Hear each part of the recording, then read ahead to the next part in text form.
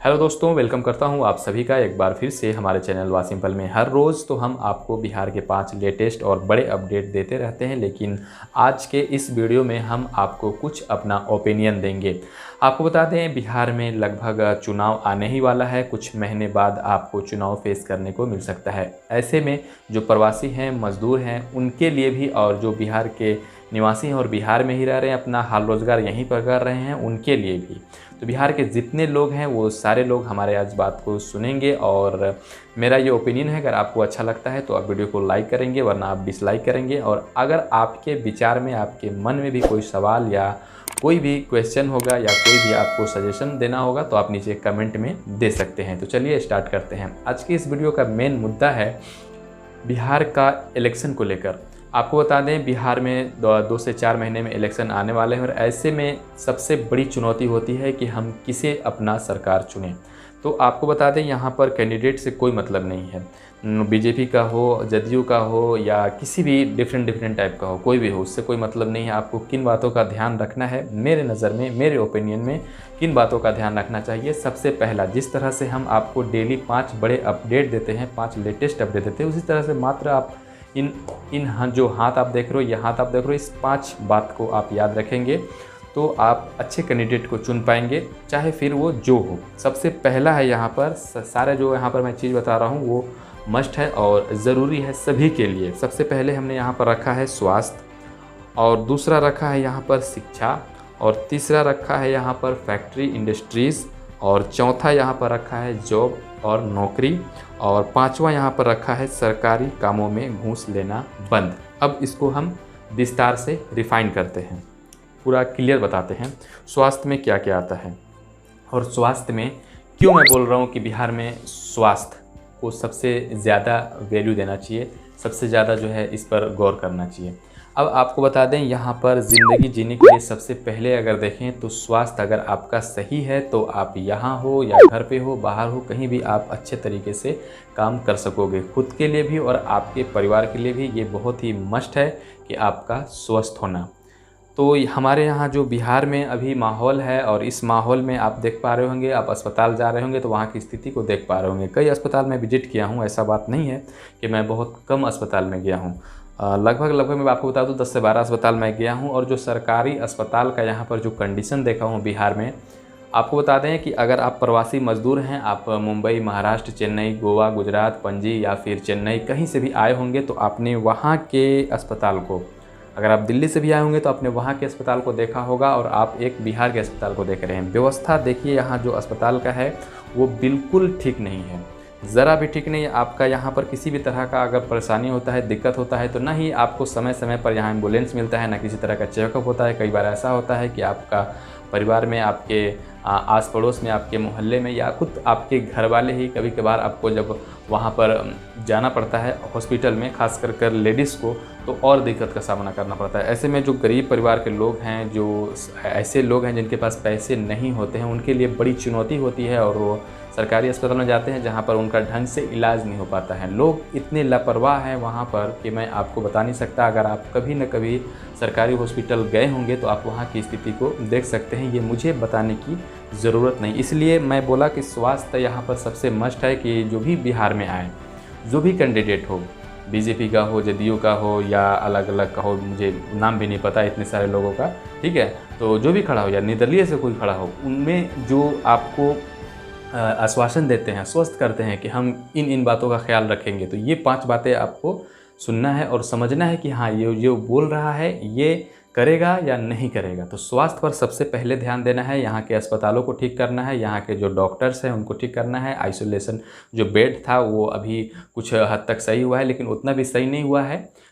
इतनी अस्पताल की स्थिति सही नहीं हो गई है कि जब यहाँ पर आदमी किसी तरह का अगर बड़ा परेशानी में फंसता है या बड़ी बीमारी उसको जब जकड़ लेती है तो उसको बिहार छोड़ के जो है दूसरा स्टेट ना जाना पड़े। कई बार ऐसा भी आपने सुना होगा कि कोई बड़ा बीमारी है, हार्ट का पेशेंट है, या उसको अंदरूनी कोई ऐसा बीमारी है, तो उसके लिए, उसके इलाज कराने के लिए उसको कई बार दिल्ली या कई बार जो है महाराष्ट्र, मुंबई, इस जगह जाना पड़ता है। तो ऐसा क्यों? अपने बिहार में भी तो हो सकता है ना। तो सबसे पहले इस पर विशेष ध्यान दिया जाए। जो भी नेता यहाँ आता है वो हॉस्पिटल बनवाए, हॉस्पिटल के डॉक्टर्स को सही करे, वहाँ की व्यवस्था को सही करे, वहाँ के बेड्स को सही करे। वहाँ पर जो करप्शन चल रहा है अभी भी वो सब बंद करे। और कई अस्पताल ऐसे हैं जहाँ पे कुत्ते घूमते रहते हैं, तो उसको बंद करें। सैनिटाइज़र वगैरह हर अस्पताल में व्यवस्था होना चाहिए, जो कि तभी हमारा स्वास्थ्य जो है सही रह पाएगा। बाकी पर्यावरण इसी में आता है, स्वास्थ्य के तहत ही आता है। तो पर्यावरण पर तो नीतीश कुमार जी अच्छा काम कर रहे हैं। आपको मैंने पहले ही बताया था कि यहाँ पर पर्यावरण पर जो वृक्षारोपण किया जा रहा है ये बेस्ट है, ठीक है। अब आपको बता दें शिक्षा मैंने क्यों चुना है। देखिए, बिहार से बहुत सारे लोग ऐसे अभी भी हैं और पहले भी रह चुके हैं। बिहारी भले ही लोग बाहर जाएं, मुंबई जाएं, दिल्ली जाएं, बिहारी को लोग वैल्यू नहीं देते, भाव नहीं देते। बिहारी शब्द सुनकर ही मतलब उनके साथ हेट जैसा व्यवहार करने लगते हैं। तो यहाँ पर एजुकेशन जबकि अच्छा है, लोग यहाँ से पढ़ कर समझ लीजिए इंजीनियर, डॉक्टर, MBBS और UPSC का एग्ज़ाम तक निकाल रहे हैं। आप आंकड़ा में देख सकते हैं पिछला कई सालों में कि आपको वहाँ पर UPSC का एग्ज़ाम में भी देख लो आप, या फिर आप अभी कोटा में जो स्टूडेंट फंसे हुए थे, जो लॉकडाउन के दौरान अभी वापस आए हैं बिहार, तो सबसे ज़्यादा जो वहाँ लोग कोटा में थे वो बिहार के ही स्टूडेंट पढ़ रहे थे। तो ऐसा नहीं कि बिहारी पढ़ने में पीछे रहते हैं, ये बहुत आगे रहते हैं, ठीक है। और तो शिक्षा पर क्यों ध्यान देने के लिए मैं बोला कि शिक्षा पर इसलिए ध्यान देने के लिए बोला कि मैं खुद एक ग्रेजुएट हूँ और मैंने ग्रेजुएशन जब किया तो मुझे ग्रेजुएशन में 5 से 6 साल लगा। अब आप पूछेंगे कैसे 5 से 6 साल लगा। आपको बता दें, मगध यूनिवर्सिटी का हाल इतना बुरा है कि जो पहले 3 साल में लोग यहाँ अपना ग्रेजुएशन कंप्लीट करते थे, उनको ग्रेजुएशन कंप्लीट करने में 4 से 5 साल लग जाते हैं। कई बार एग्ज़ाम मार्च में होना रहता है, चला जाता है दिसंबर में, कई बार रिज़ल्ट नहीं आता है, कई बार रिज़ल्ट जो है उसका एग्ज़ाम कैंसिल हो जाता है। तो ये एकदम जो सिस्टम है ना यहाँ पर जो शिक्षा का, ये एकदम बेकार सा है। ऐसा व्यवस्था नहीं होना चाहिए इंसान के लिए। समझ लीजिए कि एक स्टूडेंट्स के लिए जो पढ़ाई मायने रखता है, जो यहाँ पर शिक्षा मायने रखता है, उसको एक एक दिन अगर आप जोड़ो तो उसके लिए कितनी वैल्यू की दिन होती है। वो एक एक दिन उसका कितना वैल्यू क्या होता है। और यहाँ पर उनके साल 2-2 साल 3-3 साल ऐसे बर्बाद हो जा रहे हैं, एडमिशन नहीं हो रहा है। जो और कॉलेज में आप देखो तो वहाँ भी करप्शन है, वहाँ भी जो है एडमिशन के नाम पर, डोनेट्स के नाम पर लोग एडमिशन ले रहा है। कहीं पर आपको स्टूडेंट का जो है सही से छात्रवृत्ति नहीं मिल पा रहा है।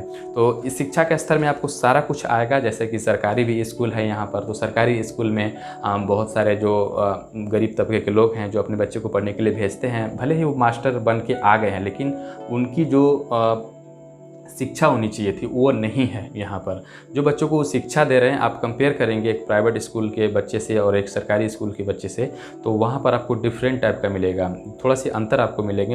वैसे कुछ जगहों में बहुत सारे अंतर मिलेंगे। तो ये चीज़ नहीं होना चाहिए। आप दिल्ली में रहे होंगे आप, या मुंबई महाराष्ट्र में रहे होंगे, या राजस्थान में रहे होंगे, तो वहाँ के सरकारी स्कूलों को आपने देखा होगा, समझा होगा, जाना होगा। जो वहाँ का शिक्षा है, जो वहाँ का व्यवस्था है, वो चीज़ बिहार में होना चाहिए। तभी जा कर के लोग जैसे हम जैसे लोग अफोर्ड नहीं कर पाते हैं, उतने पैसा नहीं दे पाते हैं कि हम प्राइवेट में पढ़ें। हमारे जो गार्जियन हैं वो 700, 800, 1000, कहीं कहीं 2000 रुपये महीने के दें। तो ऐसे में जो गरीब तबके के लोग हैं वो कहाँ जाएंगे? सरकार के स्कूल में, सरकारी स्कूल में जाएंगे। और वहाँ ऐसा बात नहीं है कि वहाँ के जो मास्टर हैं, जो शिक्षक हैं, उनको सैलरी कम मिलती है, सैलरी भी अच्छी खासी है, फिर भी पढ़ाई नहीं अच्छा होता है। वो कारण ये होता है कि गार्जियन तो ध्यान नहीं दे पाते, क्योंकि वो सुबह से ही शाम तक मजदूरी नहीं करेंगे तो खाएंगे क्या। और ऐसे में जो शिक्षक हैं वो भी ध्यान नहीं देते हैं, उनको सैलरी से मतलब होती है। कई जगह ऐसा भी न्यूज़ में आपको देखने को आया होगा, सुनने को आया होगा कि मास्टर ही नहीं है, कहीं जगह शिक्षक नहीं है, कहीं शिक्षक गायब हैं, कहीं जो स्टूडेंट्स गायब हैं, कहीं खाना में चूहा मिल जा रहा है, कुछ मिल जा रहा है, कुछ मिल जा रहा है। ये सब क्या है? कुछ व्यवस्था सही नहीं है, ना सरकारी स्कूल का व्यवस्था सही है, ना ही आपका यहाँ पर शिक्षा का व्यवस्था सही है। तो ये चीज़ ध्यान रखना है कि आपको शिक्षा का व्यवस्था जो है पूरी तरह से सुधारना है, चाहे वो मगध यूनिवर्सिटी का हो, चाहे वो सरकारी स्कूल का हो, चाहे वो आंगनबाड़ी का हो। शिक्षा का स्तर सही रहेगा तभी जाकर आदमी आगे कुछ बन पाएगा। ये दूसरी पॉइंट हुआ। और तीसरा पॉइंट जो है क्या है? Factory industries. इसकी बात हमने क्यों करी? फैक्ट्री होना चाहिए बिहार में, इंडस्ट्रीज होना चाहिए। इसकी बात हमने इसलिए करी कि अभी आप प्रवासी होंगे, मजदूर होंगे, जब बाहर में आप गए होंगे घर छोड़कर कमाने, बिहार को छोड़कर, तो आपको समझ में आ गया होगा, ये 2 महीने के दौरान ही पूरे आटा दाल का भाव जो है आपको समझ में आ गया होगा कि अगर हम अपने बिहार को रहते तो कितना रहते। यानी सोच लीजिए, आप सोच कर देखिएगा इस बात को कि आप जिसके लिए बिहार छोड़ कर गए, यानी जिस कंपनी के लिए, अपने परिवार के लिए तो सब जाते हैं, वो अलग की बात है, ठीक है। लेकिन आप जिस कंपनी में रह रहे हो उस कंपनी की भी रिस्पॉन्सिबिलिटी होती है कि अगर 1 महीना 2 महीना अगर कंपनी का कुछ प्रॉब्लम भी है तो आपको झेले, समझे, आपके भावनाओं को भी समझे, आपके गरीबी को भी समझे। लेकिन कुछ ऐसे भी प्रवासी मजदूर हैं जिनको हटा दिया गया, कंपनी से भगा दिया गया, बल्कि उनको पैसे तक नहीं दिए गए। तो इस स्थिति में जो उनके साथ मजबूरी हुआ है और जो वो सिचुएशन झेले हैं, ऐसे सिचुएशन को वो कभी ज़िंदगी में भूल नहीं पाएंगे। और ऐसे में कभी भी वो चाहेंगे कि अगर हमको बिहार में ही रोज़गार मिलता तो हम बिहार छोड़कर किसी दूसरे स्टेट में जाकर दर दर ना भटकते, बल्कि बिहार में ही दिन भर काम करते और रात में आराम से आकर अपने घर परिवार बच्चों के साथ रहते हैं। निर्दिष्ट का जो मैंने फैक्ट्री और इंडस्ट्रियल जो बताया है, इसका और भी बहुत सारे फ़ायदे हैं। इसके होने से क्या होगा कि जैसे बहुत सारे युवक जो बेरोज़गार हैं, पढ़े लिखे हैं, ऐसा नहीं है कि वो पढ़े लिखे नहीं है, ग्रेजुएट हैं, अच्छे खासे इंग्लिश आती है, नॉलेज है उनको, चाहे वो टेक्निकल में देख लो या आप किसी जो होता है वेल्डर हो गया या फिटर हो गया या इलेक्ट्रिशियन हो गया, तो ऐसे कैटेगरी में भी बहुत सारे लोग हैं जो बाहर जाकर काम कर रहे हैं। तो फैक्ट्री खोलेगी, इंडस्ट्री होगा, तो यहाँ पर बहुत सारे युवक को रोज़गार मिलेगा, क्योंकि सरकारी नौकरी तो बहुत सारे लोग जो है यहाँ पर जो सरकारी नौकरी लेना चाहते हैं, लेकिन सभी को तो नहीं मिल पाता सरकारी नौकरी। तो कुछ ऐसे भी लोग हैं जो प्राइवेट में जाएंगे और प्राइवेट में जा कर के भी उनका पालन पोषण भरण जो भी है वो घर को आराम से चला सकते हैं। तो यहाँ पर तीसरा पॉइंट ये हो गया। अब चौथी पॉइंट यहाँ पर ये रखते हैं फ्रेंड्स, आपको जॉब नौकरी। तीसरा फैक्ट्री हो गया और चौथा है जॉब नौकरी। सरकार ज़्यादा से ज़्यादा लोगों को रोज़गार दे। जैसे बहुत सारे आप स्टेट में देखे होंगे, अभी झारखंड में देख लें, बहुत सारी योजनाएं बनाई गई हैं, बहुत सारे वहाँ पर इंडस्ट्रीज है, वहाँ पर बहुत सारे जो है कंपनी है, तो ऐसे में लोगों को रोज़गार मिल रहा है। अभी क्या है कि जैसे बिहार पुलिस हो गया, ये तो ठीक है, लेकिन कुछ ऐसे भी होने चाहिए, जैसे कुछ बिहारियों के लिए भी फिक्स होना चाहिए कि हाँ इसमें जो है सिर्फ़ और सिर्फ बिहार के लोग ही काम कर सकेंगे, अदर स्टेट के नहीं। क्योंकि यहाँ पर जो बिहारी हैं, जो स्टूडेंट्स हैं, जो अच्छे खासे पढ़े लिखे हैं, वो भी भटक रहे हैं, बेरोज़गार हैं। कई बार ऐसा होता है कि मान लीजिए फिज़िकल, मैं खुद अपनी बात बता रहा हूँ, जब मैंने एसएससी का एग्ज़ाम दिया तो कुछ नंबर मुझे कम हो गया था वहाँ पर, जिसके कारण मैं डिफेंस लाइन में नहीं जा सका। तो ऐसा नहीं था कि मेरे अंदर कोई टैलेंट नहीं था, ठीक है, 2 नंबर 3 नंबर, तो ये इसके कारण होता है कि जैसे बहुत सारा जनसंख्या, अभी सीट है कम, 800 से 900 सीट है, और वहाँ पर आ जाते हैं 1 लाख से 1.5 लाख लोग वहाँ पर फॉर्म अप्लाई कर देते हैं। तो ऐसे में सभी का कहाँ से हो पाएगा? तब यहाँ पर क्या होता है कि जो नंबर होता है वो आपको 80, 85 प्लस 90 प्लस आपको लाना पड़ता है, तब जा कर के जो है आपका नौकरी मिलता है। तो रोज़गार के अवसर सरकार को नए नए देने चाहिए, खोलने चाहिए, ताकि जो है जितने भी युवक हैं या युवतियां हैं, गर्ल्स हैं, बॉयज़ हैं, सभी के लिए। ऐसा नहीं है कि सिर्फ बॉय को नौकरी दो, आप गर्ल्स भी करेंगे तो यहाँ पे जो सिचुएशन है और संभलेगा, और जो परिवार की स्थिति है वो और भी ज़्यादा मजबूत होगी। उनके हिसाब से वो भी काम कर सकते हैं। बहुत सारे ऐसे जैसे आप देख लो, आप प्राइवेट कंपनी है तो 5000 4000 में लोग काम कर रहे हैं। तो 5000 4000 वो एक समय था जिसमें लोग अपना घर चला पाते थे, लेकिन ये जो समय है इसमें 5000 6000 7000 से एक जो घर है वो नहीं चलने वाला है, जो साधारण घर है, ठीक है। तो जॉब और नौकरी के अवसर सरकार को देने चाहिए नए नए, ताकि ज़्यादा से ज़्यादा युवक जो हैं वो नौकरी कर सकें। अब 5वीं बात हम यहाँ पर लिए हैं, 5वां जो पॉइंट है वो क्या लिखा है हमने, वो लिखा है सरकारी कामों में घूस लेना बंद करें। ये हमने क्यों कहा? आप देखे होंगे, कोई सा भी सरकारी काम ले लो, आप किसी भी सरकारी काम को ले लो, आप प्राइवेट में तो ठीक है, चलो वो तो है ही, नाम ही उसका पीवीटी एलटीडी प्राइवेट है, वहाँ पर तो मैं क्या बात करूँ। लेकिन सरकारी की जहाँ पर, जैसे दाखिल खारिज पर हमने ऑलरेडी पहले बहुत वीडियो बनाया है, और बहुत सारे लोगों ने मुझे कमेंट किया है कि सर हमें दाखिल खारिज के नाम पर 5000, हमें दाखिल खारिज के नाम पर, तो हमें मोटेशन के नाम पर, तो इसके नाम पर, उसके नाम पर लोगों से पैसे लिए जाते हैं। हालाँकि जो कर्मचारी होते हैं, जो ब्लॉक के कर्मचारी होते हैं, सीईओ होते हैं, इन सभी को सरकार की तरफ से पैसा मिलता है, लेकिन फिर भी ये लोगों से, आम जनता से, गरीब जनता से ऐसे लूटते हैं, समझ लीजिए उनका जो है 1-1 महीने 2-2 महीने का पूंजी ऐसे ही ले लेते हैं, हड़प लेते हैं। तो इस पर विशेष ध्यान देना है सरकार को, कि सरकार के कामगर जो हैं यहाँ पर, यानी कि सरकार के जो कर्मचारी हैं, जो सरकारी, जैसे आप दाखिल खारिज के लिए जा रहे हो, आवासीय के जा रहे हो, या फिर आप किसी भी काम के लिए जा रहे हो सरकारी आप, तो उसमें जो है पैसे नहीं लगना चाहिए, पैसे नहीं लगना चाहिए उसमें। अभी मैं क्या बताऊं आपको, जो आप पुलिस स्टेशन ही जाओ, सिंपल सा आपका कोई अगर काम है, मान लिया आपका सर्टिफिकेट खो गया है, अब उसके लिए आप सर्टिफिकेट जो डुप्लीकेट निकालना होता है, तो डुप्लीकेट निकालने के लिए आपको थाना में जाकर एफआईआर करना होता है। तो एफआईआर के लिए भी आपसे पैसे लिए जाते हैं। बताइए कि स्टूडेंट्स जिसका खुद जो पूरा डॉक्यूमेंट्स है वो चोरी हो गया है और वो थाने में जा रहा है, तो उससे एफआईआर के नाम पर भी पैसे लिया जा रहा है। तो देखिए ये जो सिस्टम है ये ख़त्म हो जाना चाहिए। जहाँ भी सरकारी काम हो, चाहे वो दाखिल खारिज हो, चाहे वो मोटेशन हो, चाहे वो रसीद हो, चाहे वो प्राथमिकी दर्ज हो, या किसी भी तरह का कोई भी ऐसा काम जो कि फ्री में है। चलिए जिसके लिए शुल्क लगता है वो अलग की बात है, ठीक है, जो शुल्क लगता है वो अलग की बात है, लेकिन जो फ्री में है लेकिन अलग से टेबल के नीचे से लोग ले रहे हैं। कई बार ऐसा है कि जो सरकारी सुविधाएं बहुत सारे हम मानते हैं कि यहाँ पर सरकारी बहुत सारी सुविधाएं आ रही है, जैसे जल जीवन हमारी में आ रहा है, पटवन आ रहा है, यहाँ पर सुखाड़ का आ रहा है, यहाँ पर डीजल अनुदान आ रहा है, यहाँ पर जो है फसल बीमा आ रहा है, लेकिन सही मायने में गरीब लोग नहीं ले पा रहे हैं। कई बार ऐसा होता है कि जो वहाँ के अधिकारी होते हैं, जो बड़े बड़े अधिकारी होते हैं, वो लंबा हाथ वाले का जो सेटिंग करके जो है आसपास ही अपने में सलट लेते हैं। वैसे में जो रियल गरीब बंदा है उसके पास नहीं पहुंच सकता है। तो ये करप्शन ख़त्म होगा तब जाकर के सही लोगों तक सही पैसा पहुंच सकेगा और जो है अच्छा ज़िंदगी भी हम लोग जी पाएंगे। तो ये चीज़ करप्शन जो है ना ये ख़त्म हो जाना चाहिए। इस पर सरकार चाहे तो एक्शन ले सकती है कि मान अभी झारखंड की बात करें, हम झारखंड की बात करें तो वहाँ के मुख्यमंत्री इतने बेहतरीन तरीके से काम कर रहे हैं जिसकी मिसाल आप पूरे भारत में सुन रहे होंगे। अभी जो प्रवासी मजदूर को लेकर आए वो।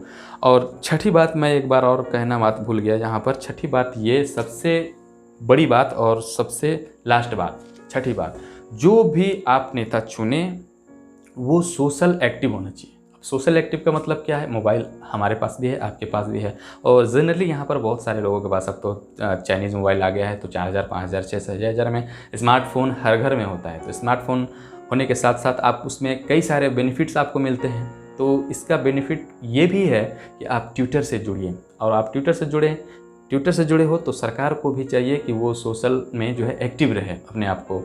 जब एक्टिव रहेंगे तो मान लीजिए आप किसी काम में जा रहे हैं, जैसे दाखिल खारिज के लिए ही गए या किसी और काम में गए, वहाँ आपको पैसे मांग रहा है या आपको धमकी दे रहा है या आपको कुछ भी कर रहा है, तो आप उसकी वीडियो बनाकर डायरेक्ट सरकार को भेजिए। या फिर अपनी प्रॉब्लम को, कई बार ऐसा होता है जो महिला पेंशन है, विधवा पेंशन है, विकलांग पेंशन है, वृद्धजन पेंशन है, ऐसे जो महिलाएं हैं वो ब्लॉक के चक्कर काटती रहती हैं, उनका जो है काम नहीं होता है। तो ऐसे में कम से कम कुछ जो पढ़े लिखे इंसान है वो उनका जो है फ़ोटो वगैरह ले करके उनसे एप्लीकेशन लिखवा करके कम से कम सरकार को ट्वीट करे और वो उस पर सरकार जो है एक्शन ले, जैसे झारखंड में भी हो रहा है।